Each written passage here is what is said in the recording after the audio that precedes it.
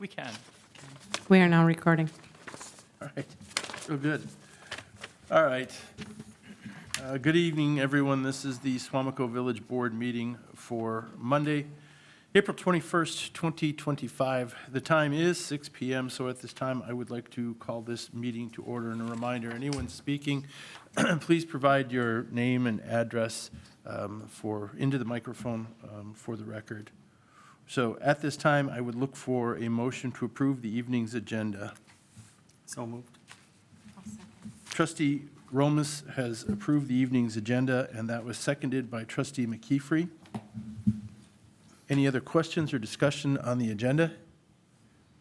Very well, hearing none. All those in favor, please signify by saying aye. Aye. And those opposed. Motion carries 7-0. Let's stand and say the Pledge of Allegiance. I pledge allegiance to the flag of the United States of America and to the republic for which it stands, one nation, under God, indivisible, with liberty and justice for all. All right.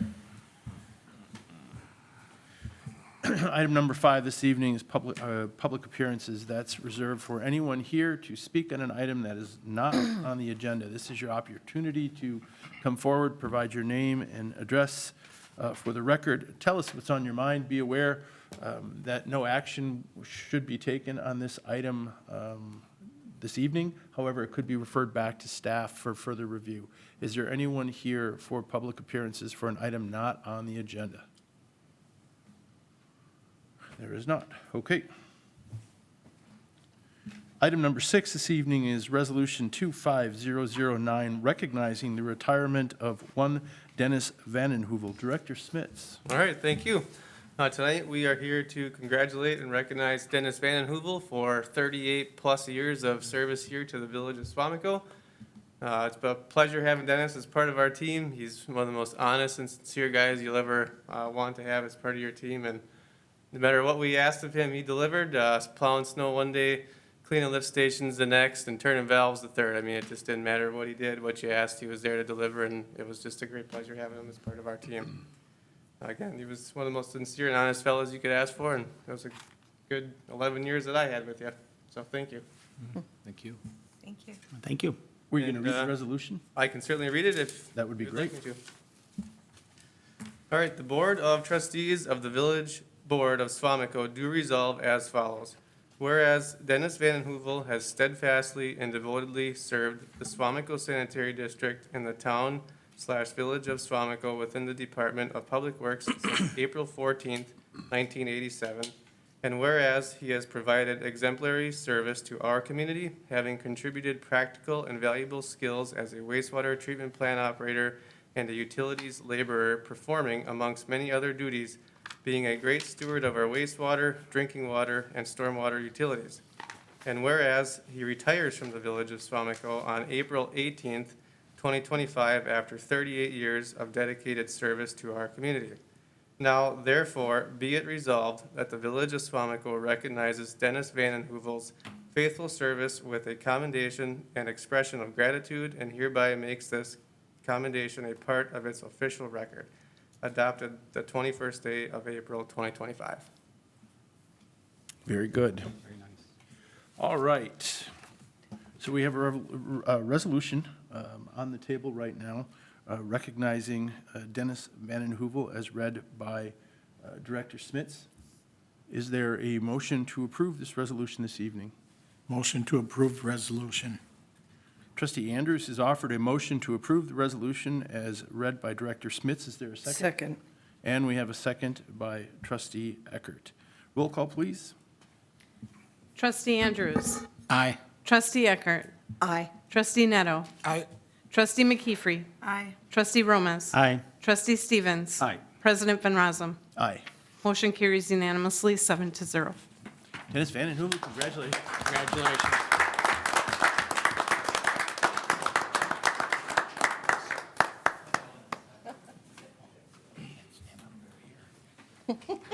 38 years. How did you pull that off in this village? It was hard.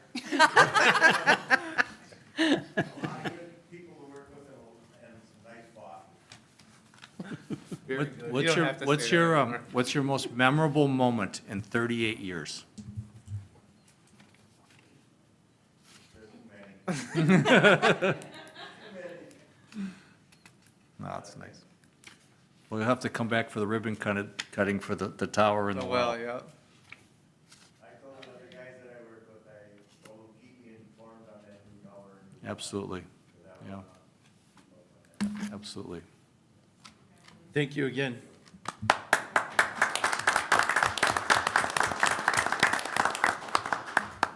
You're not obligated to stay for the rest of the meeting.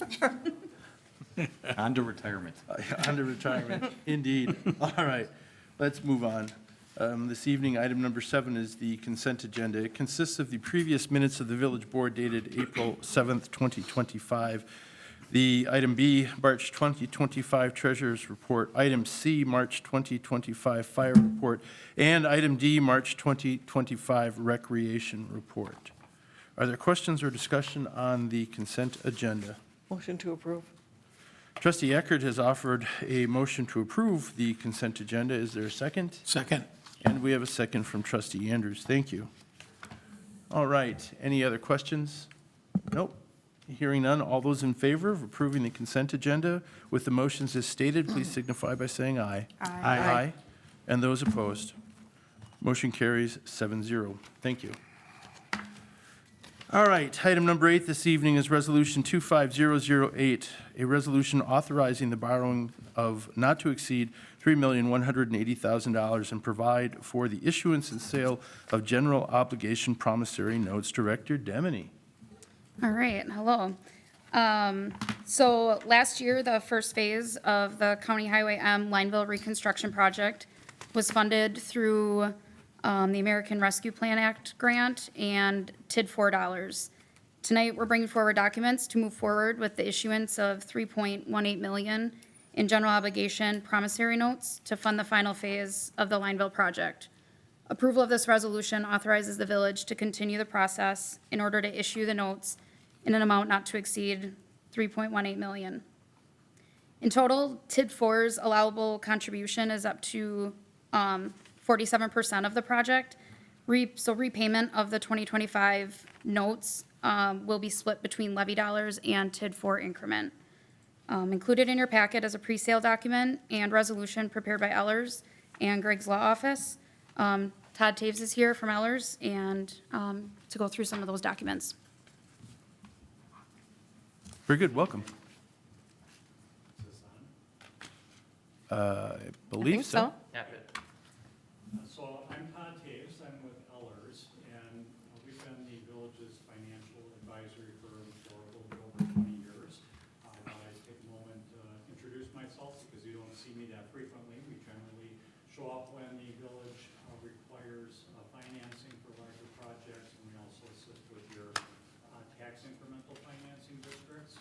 We are independent advisors, so we are not involved in the purchase or sale of the bond. We're strictly representing the village in the transaction, sitting on your side of the table to help you obtain the capital at the lowest cost.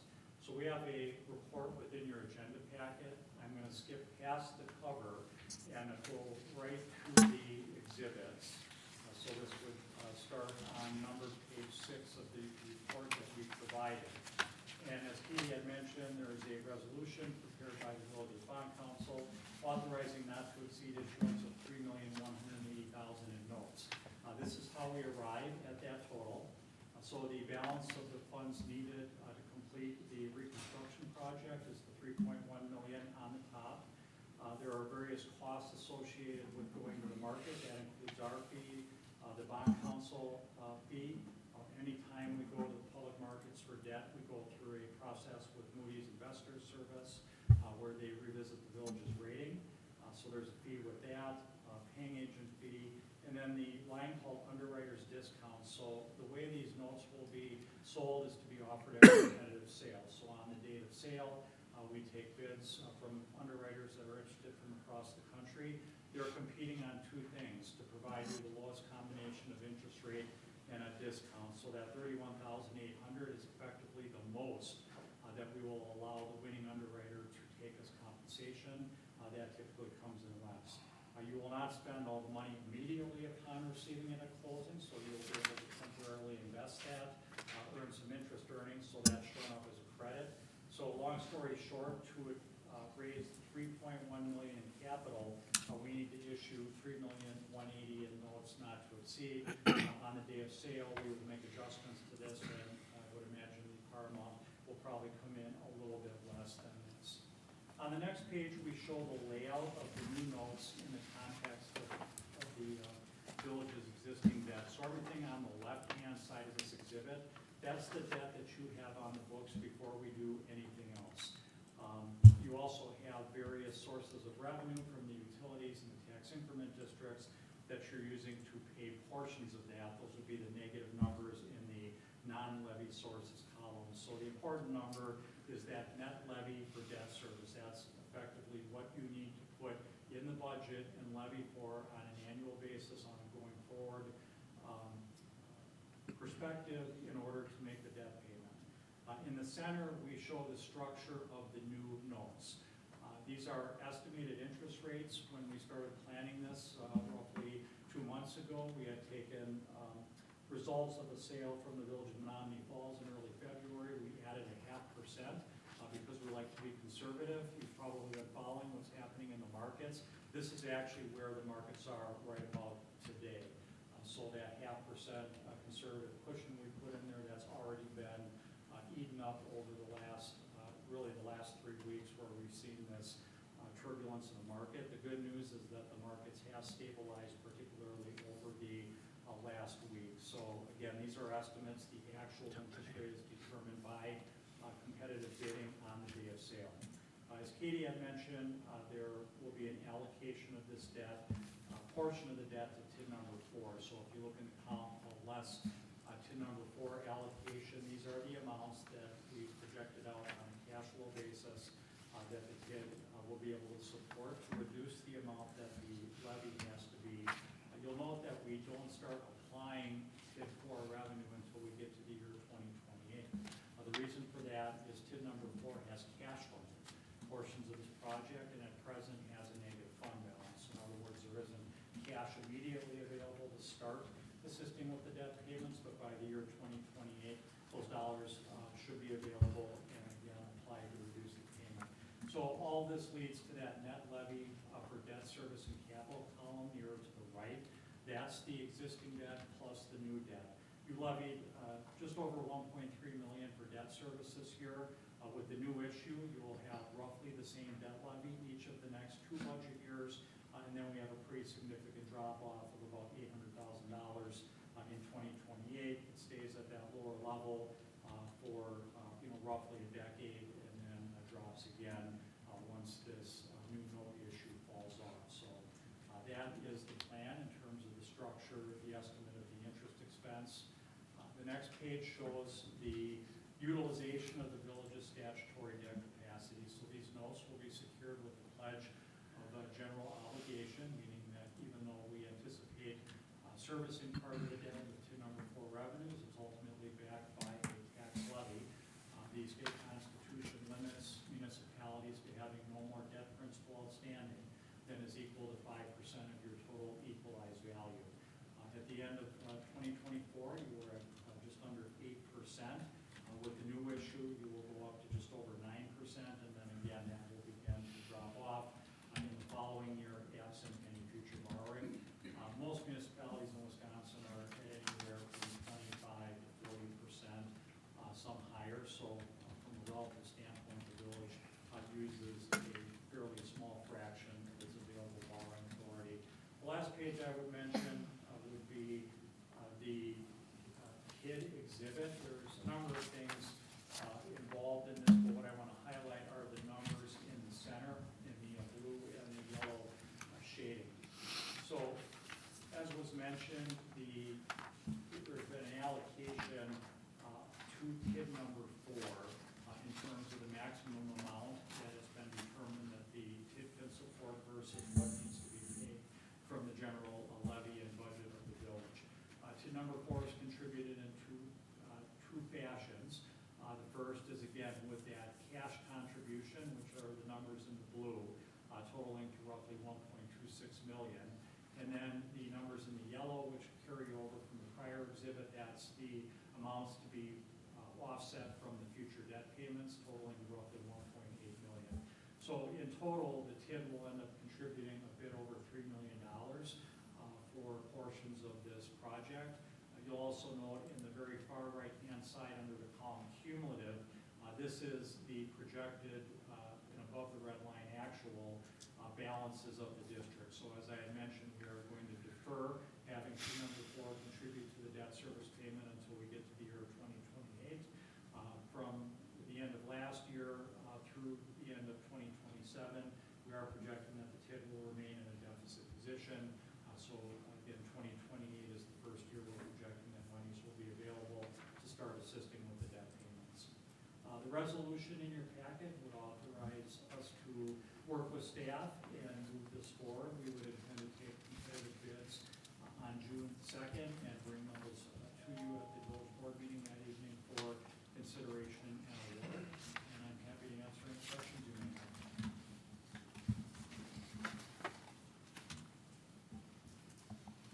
Questions? Anyone? You should certainly appreciate all the detail.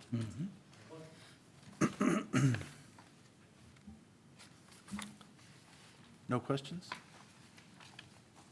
Okay, thank you.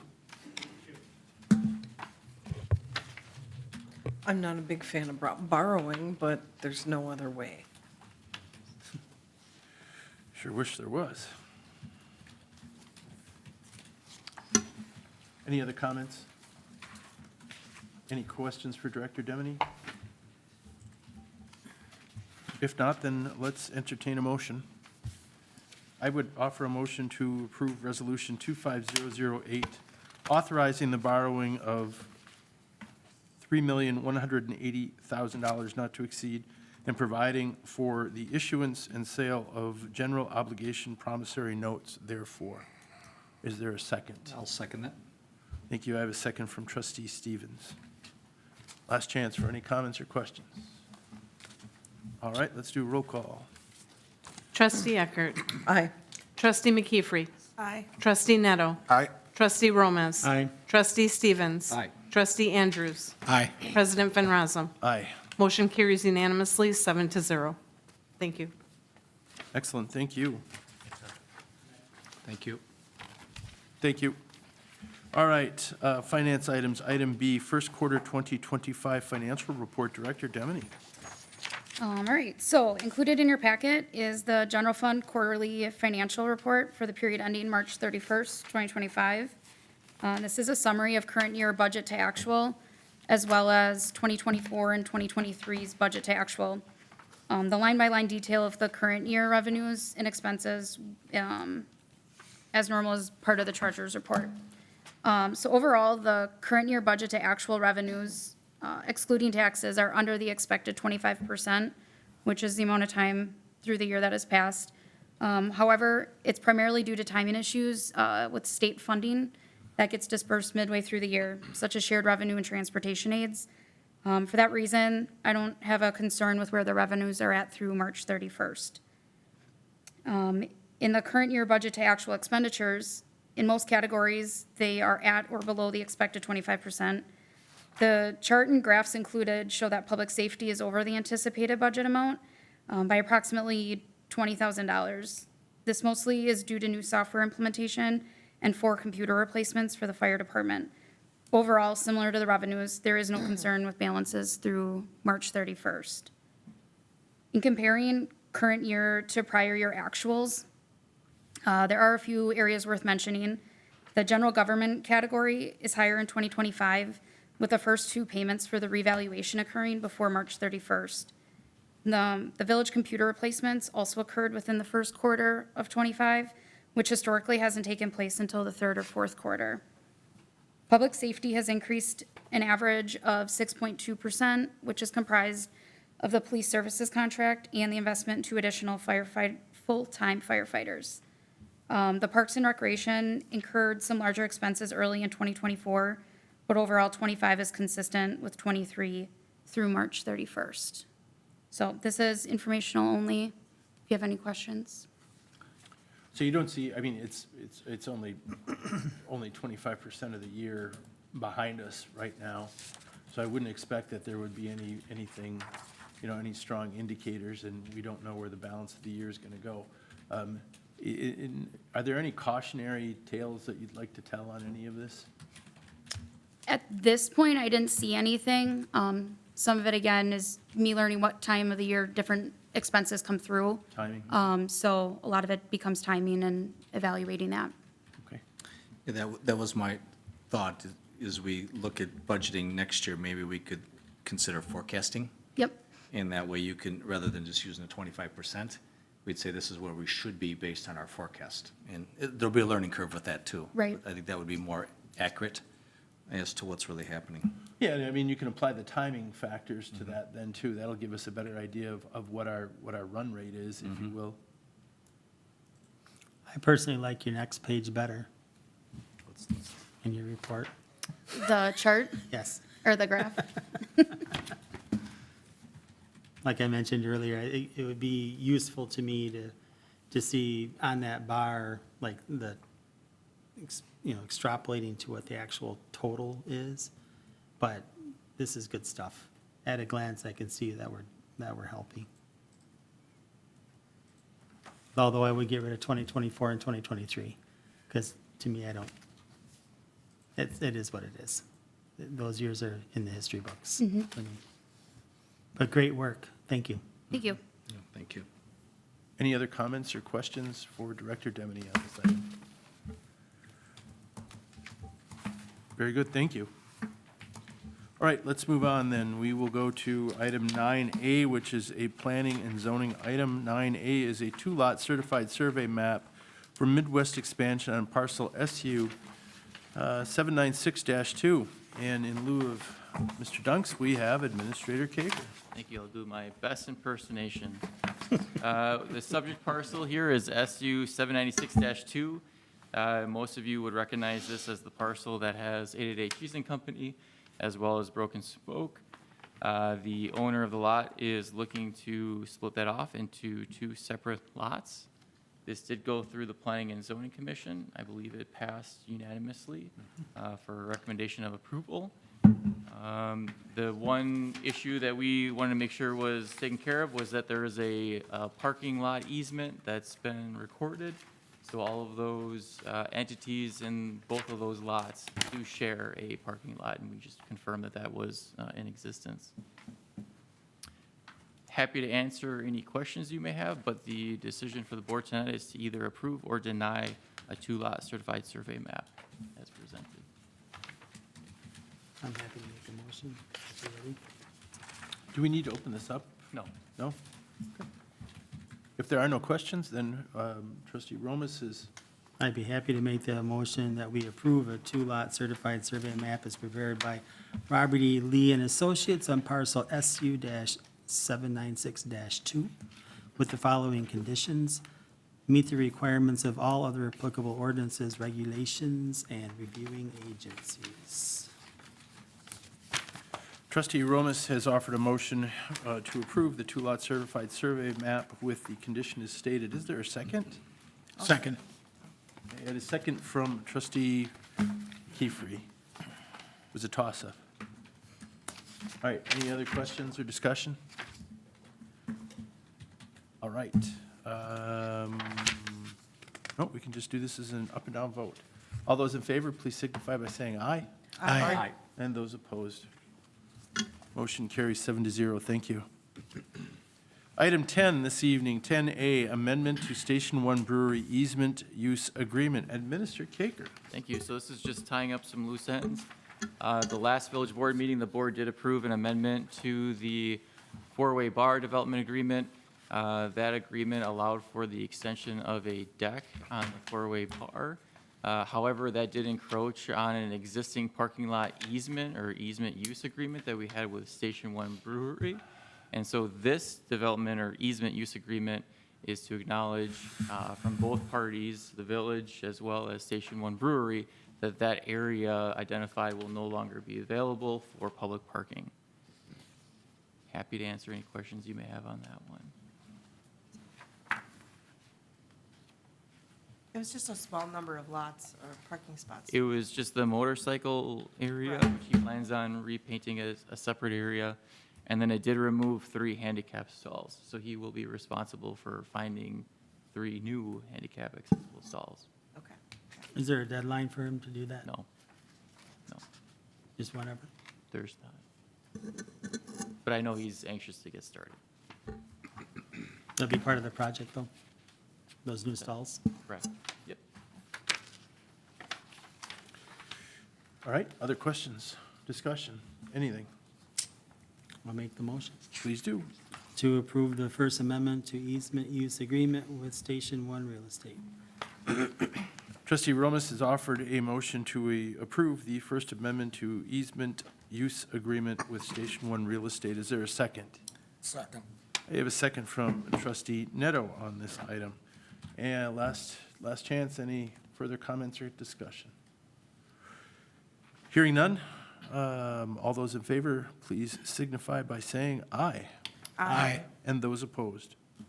Motion carries 7-0. Very well. Item 10B this evening, general budget discussion to be led by none other than trustee Romas. Here, here. All right, so I went through and I took a close look at that graph that we've all seen, this one. And I had just some questions that I reached out to Alex on. Oh, we should start the clock. I have 5 minutes maximum. I'm watching. Okay, Yeah. very good, all right. We all So- are keeping track. Yeah, all right. I was behind you. So, there's an area basically between where we are today and where we will be in 2028 when we fall below. I don't know if you have that graph handy to bring up. or Not if you- handy, I'm but- sure you guys have all memorized it, right? So, just looking at it from a direct expense method, we do have room where we could increase taxes to reach up toward the levy and clear out any of the red that would be below. However, that would be a significant tax increase. So probably not the best solution in my opinion. And I was talking with trustee McKeefery just before the meeting as well, and the question was brought up, does the bond issuance that we just voted on, does that adjust your dark green graph? Or No, did you that's, have that we built had that in? assumption in Okay. that graph. Okay. Right. And then, so when it does dip below, these are estimates, there's that money, so what we've done essentially is we paid off a debt. So the principal has been removed, but the taxes that we used for the principal has been moved into the equipment recovery fund, right? That's the idea? I'm trying to find the graph. Do you want me to find the graph? No. I'm almost out of time Okay, anyway. sorry, ask the- No, ask the so that question. money that was being paid to cover the principal and interest on that loan has been moved into the equipment replacement fund. That is what I had as a Just an idea. potential option. None of this is like, Correct. so just, that's the thing to be clear too, is Alex is not saying this is how it shall be. I'm not a dictator. This is much as I'd how love it to shall but be. Yeah, okay, careful, that can be recorded and used against you It in is the future. recorded. Okay, all right, so, what if we didn't? There's a, I'm sure, a consequence, right? If we chose not to take that money that was being paid for principal and interest, and we just decided, you know what? We're just gonna not reuse it in the equipment I always want to say recovery fund. but it's Replacement. Replacement, thank you.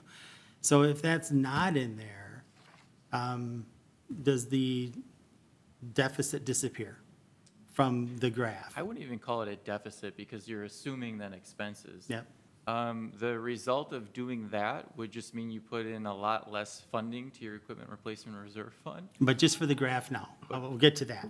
But for the Right. graph, Yeah, just, so would the red portion of this graph it disappear? would disappear. Okay, but that comes at a consequence, Correct. and the consequence is? Well, a couple of options. I mean, it depends on what you want to do with it. But Mm-hmm. primarily, you would have to start borrowing money to pay for larger capital projects, like your snowplows, like your fire trucks, unless you went out to a referendum, which you would have that option as well. But that is not a guarantee that you would be successful. So it sounds like to me, what we're doing is we're setting money aside to replace equipment because we're managing the money well, right? We're not trying to get into debt in the future or whatever.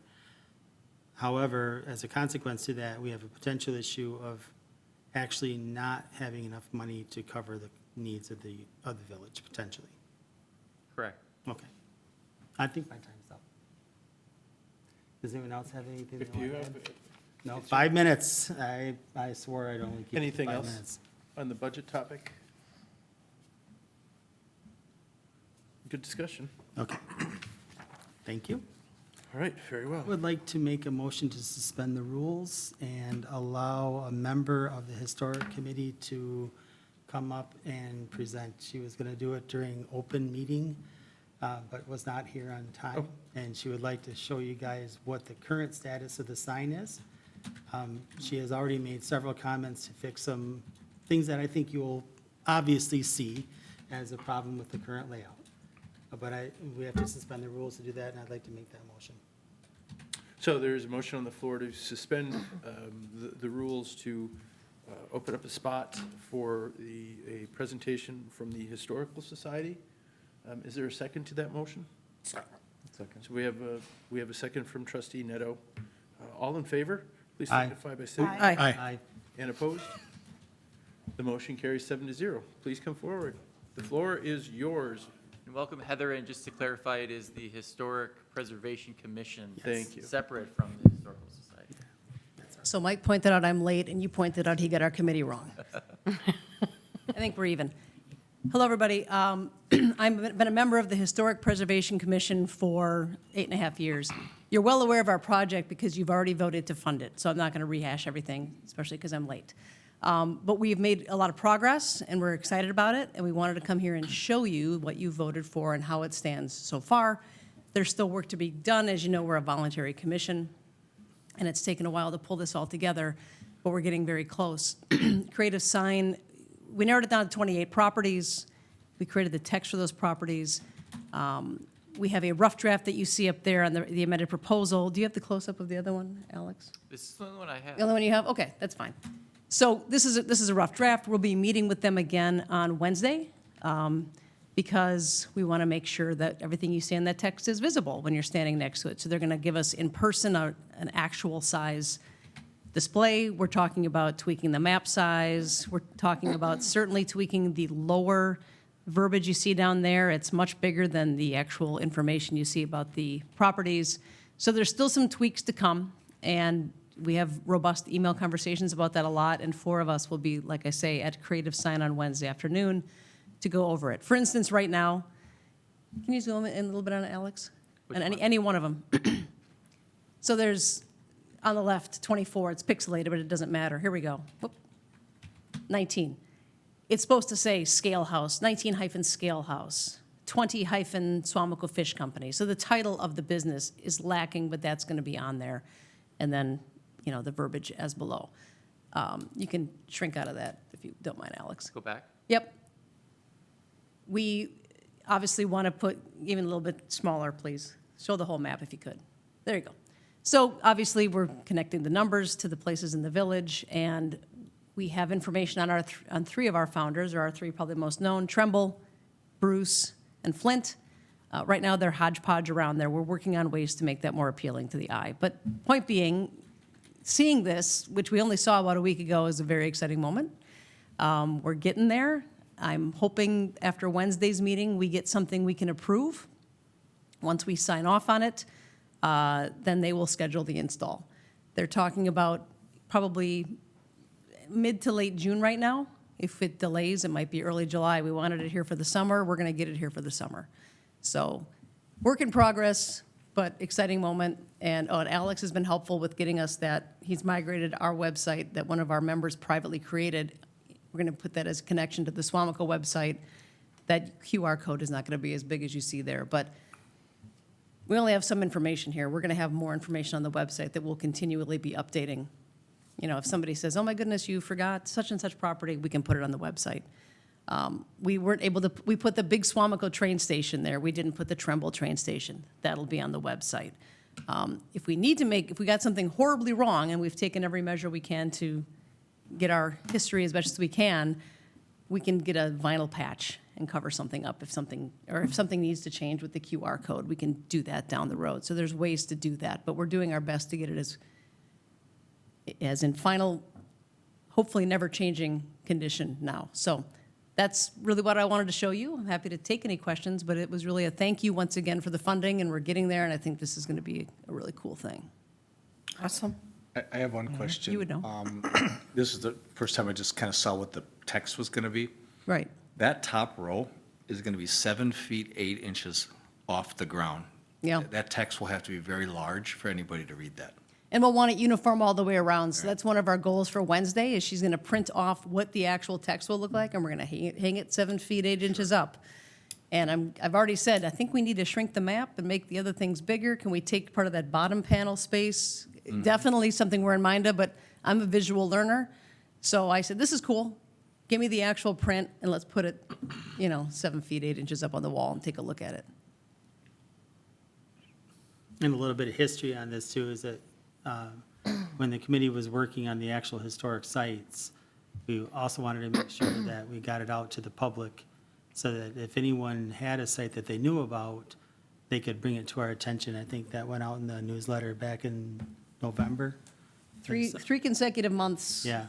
So we've really tried our best, but we also know that not everyone sees their newsletter. And the QR code essentially is as a escape valve, right? So if we do discover more information, new information, a different location, anyone who goes to that sign would be able to scan that QR code and go directly to a website that would then take them through the different sites and essentially make it so it doesn't stagnate at this sign.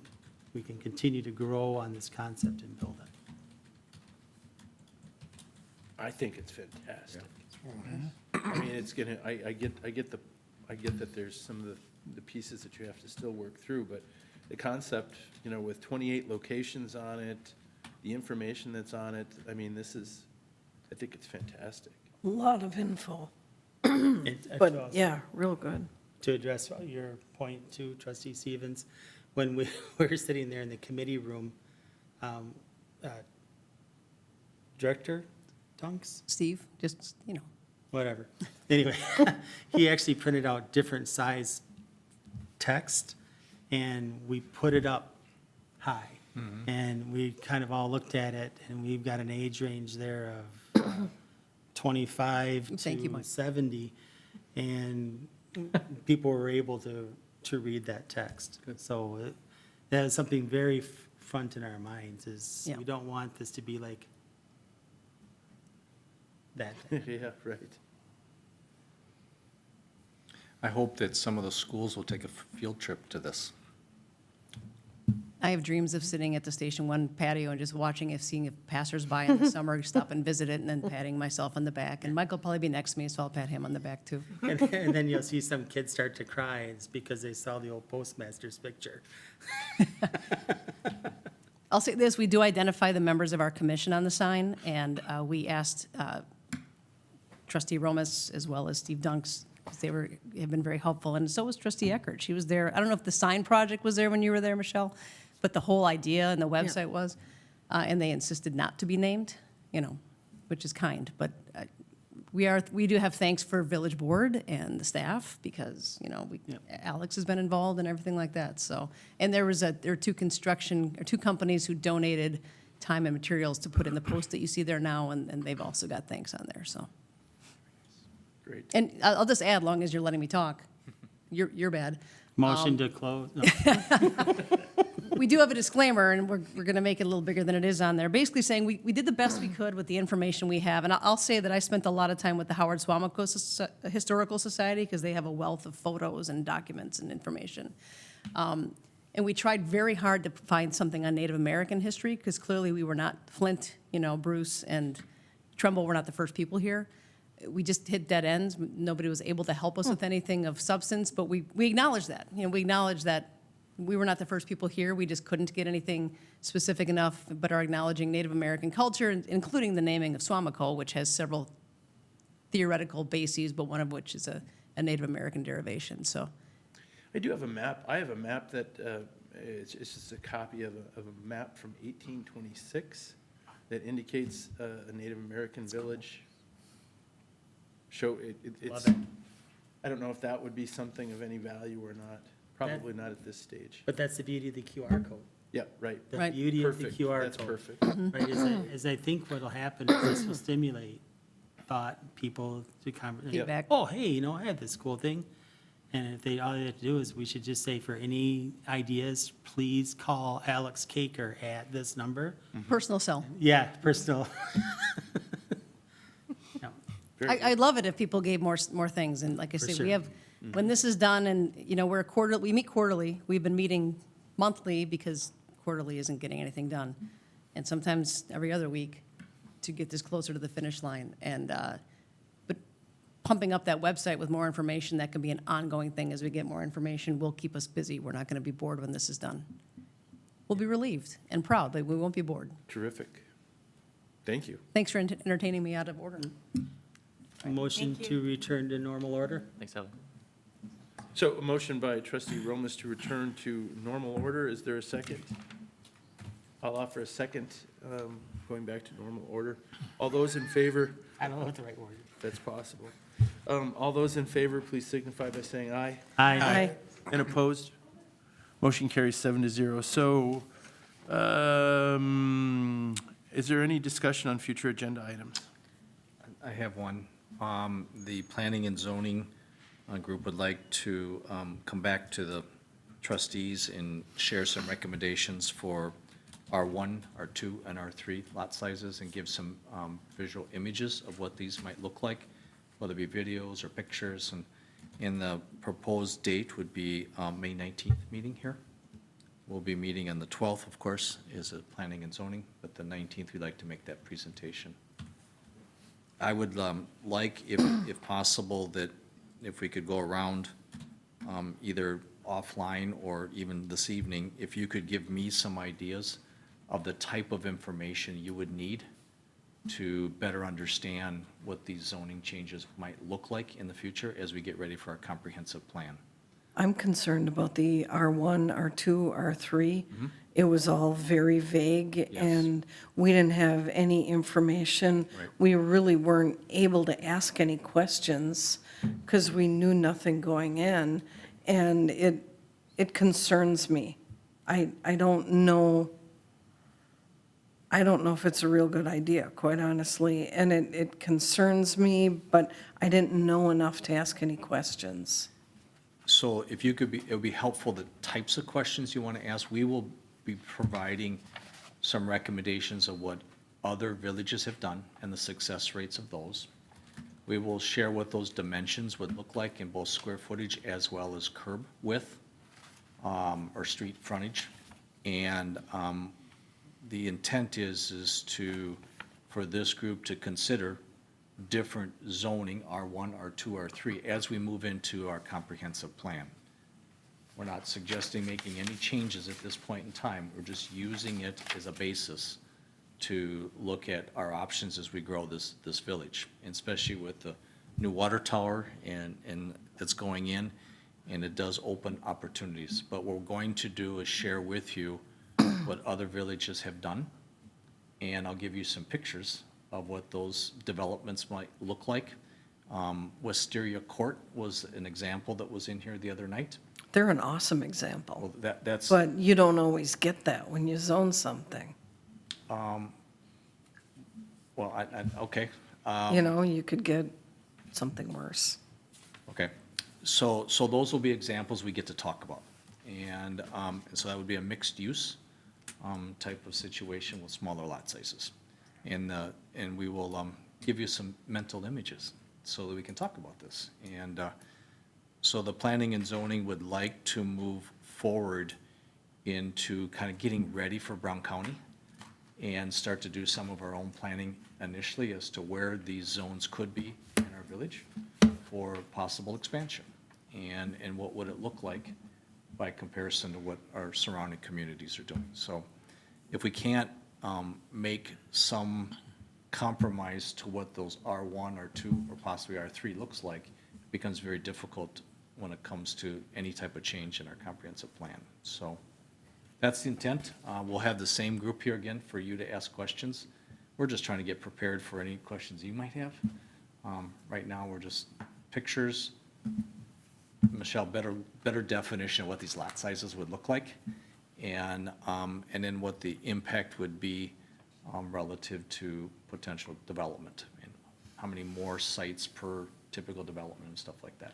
Can we get the information before the meeting so that it's not a shock, so that we know enough to ask good questions? It will be prepared and finalized after the May 12th meeting, Okay, and we will try and get that out, I'll say In by the packet? midweek. Absolutely. okay, Absolutely, yep. okay. And please call me with any Yeah. questions, too. If the info's in the packet, that'll be, I'll second that agenda item. So is that, what was the motion? Sorry. It's not a motion, just a future agenda. Future Oh, agenda thank you. item. Okay, so you made the motion to put that on as a future agenda I item? guess that's what I did. Okay. Is it like a Trustee presentation, you Andrews? mean, or, okay. It's just a Yeah, present, it's a it's a presentation. presentation. To put it that's on all the, is. to put it on the 19th, the May 19th village Okay. board meeting. So that motion was made by trustee Stevens, and that was seconded by trustee Andrews. Had to catch up a little bit. All right, good. I got something here. And it was a question that came up yesterday. Okay, Supposedly, there's an ordinance in the village about signage.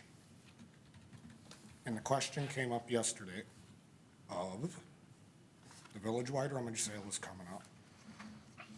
How is it that they are allowed to put the sign up then, but we can't put signs up, whatever, any other time? That was the question I had. I couldn't answer it. I just, There is a specific exemption for rummage sales. I can get that to you. okay.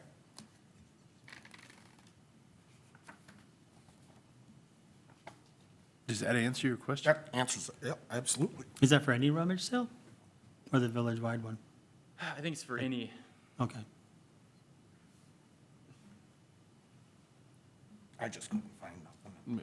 I had no clue what the answer was. It's probably in very small type. We have AI for our village, don't we? Yeah, his name is Alex. That's AK. He's all right. yeah, so there's, right here, 18.17 parentheses 3A2, if you want to write that down. Get it. Can we take a look at it now? Well, Just to we're take a look at it. technically beyond, we didn't Yeah, it's, Okay. post it, but I would send that, send that information to trustee Neto so that he can respond, and then if that's something that you want to bring back and discuss, we can put that on the agenda. I wanted some clarification. I have no idea what the answer was. Okay. All right, anybody else? No? All right, so then we would move on to item 12, which is closed session per Wisconsin statute 19.85, parent 1, parent E, deliberating or negotiating the purchasing of public properties, the investing of public funds, or conducting other specified public business whenever competitive or bargaining reasons require a closed session. The item this evening is discussion on construction of Deerfield Court. Is there a motion to go into closed session? Motion to go into closed session. Trustee Andrews has offered a Second. motion to go into closed session, and that motion has been seconded by trustee Romas. Okay, Trustee McKeefery. Aye. Trustee Neto. Aye. Trustee Romas. Aye. Trustee Stevens. Aye. Trustee Andrews. Aye. Trustee Eckert. Aye. President Van Rossum. aye. Motion carries unanimously, 7-0. All right, let's go into closed session. Thank you.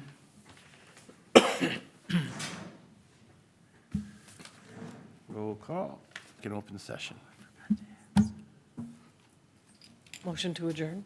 Thank you. I have a motion from trustee Eckert to adjourn this evening's meeting. Is there a second? Second. Oh, she got me. I have a second from trustee McKeefery to adjourn this evening's meeting. All in favor of adjourning this evening's meeting, please signify by saying aye. Aye. And opposed?